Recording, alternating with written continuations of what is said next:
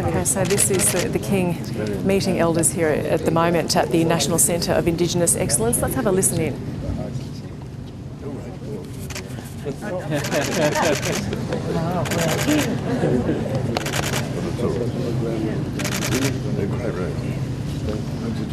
And I'm Curamundra, stolen generation. I'm a stolen generation Curamundra, but I won't hug. I'll give you a shake. How are you? Okay. Welcome to this country. Thank you. Thank you. Hey, you want Are you all taking part in something incredibly exciting?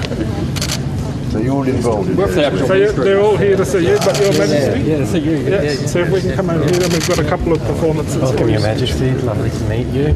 Welcome to the capital. Where do you want to be for the evening?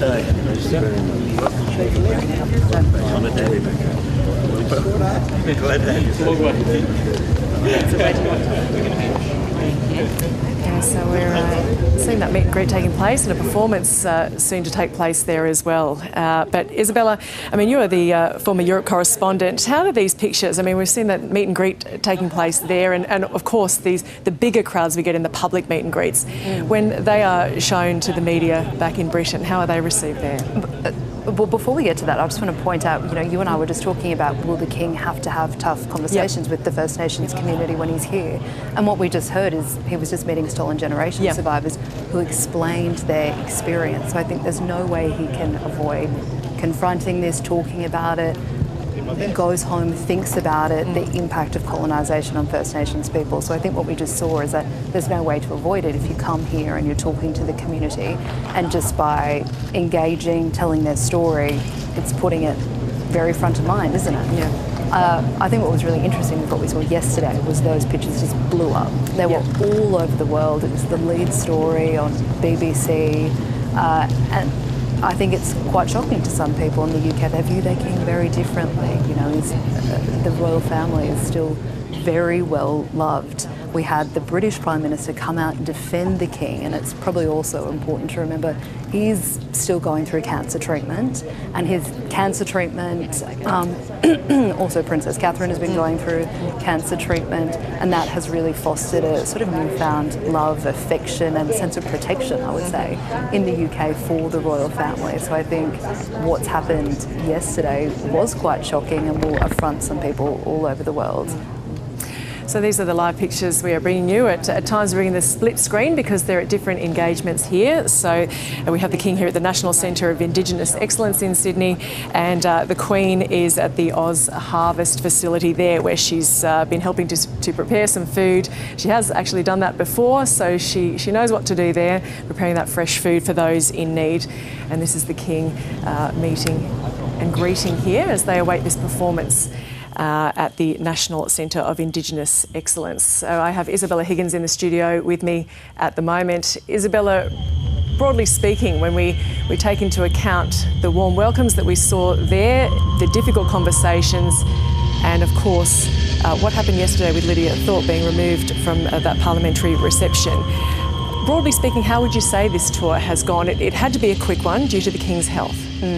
And I think what's really interesting about this tour is we always compare it to past tours, and we perhaps also always compare it to what Queen Elizabeth's tours look like. And Australia is such a different place these days. Our views towards monarchy is changing.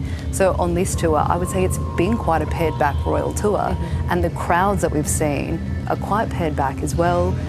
This incident with Lidia Thorpe will certainly be a hiccup, something that the palace are uncomfortable with.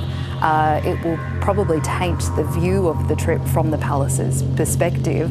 But as we can see, there are many people who seem quite keen, eager and excited to meet the King from a distant land. But I don't think this is going to be viewed as a roaring success, but as maybe a somewhat success. Let's have a listen in now.